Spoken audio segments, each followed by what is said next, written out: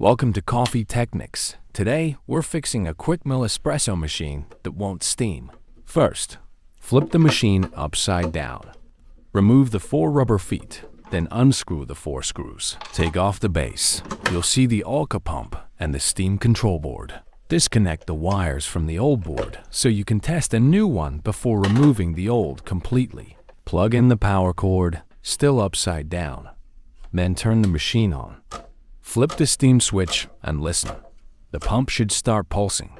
Unscrew the old board. Install the new steam control board. Put the base back on and retighten all 4 screws. Reinstall the rubber feet. Flip the machine right side up. Fire up the steam wand, and there you have it. Your machine steams perfectly.